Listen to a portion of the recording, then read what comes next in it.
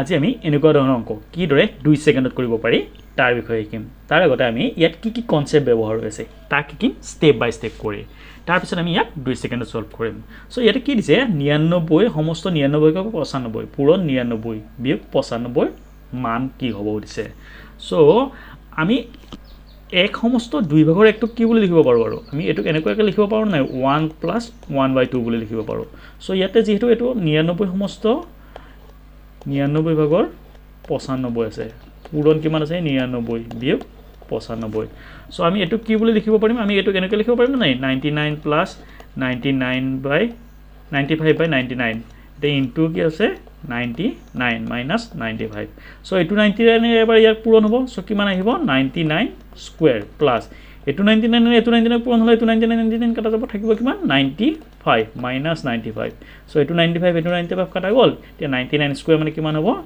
9801 তোমালোকে যদি এটো না জানাও তে কি কৰিব পাৰা আমি ইয়াত ইউনিট ডিজিটৰ কনসেপ্ট ব্যৱহাৰ কৰিব পাৰো আমি কি জানো 9 ৰ ওপৰত যেতে কি থাকে পাৱাৰ টু ইভেন থাকে ইয়াতে 2 আছে ইভেন হয় হৰাইতে কি ইউনিট ডিজিট কিমান আহে 1 আহে ইয়াতে কোনটো ইউনিট ডিজিট 1 আছে অকল d2 আছে সো আমাৰ শুদ্ধ উত্তৰ কোনটো অপচন d2 হ'ব সো এটা আমি সো এটা তুমি ভাবিছা জাগে এটো তো বহুত টাইম লাগিলে সো 2 সেকেন্ডত কেনেকে হ'ল এতিয়া আমি কৰিম সেকেন্ড টাইম যেতিয়া আমাৰ 2 সেকেন্ডত হৈ যাব চাবা এটো আমি কি দৰে লিখিব পাৰো আমি এটো এনেকুৱাকৈ লিখিম 99 ওই প্লাস 95/99 ইয়াতে ইনটু কিমান আছে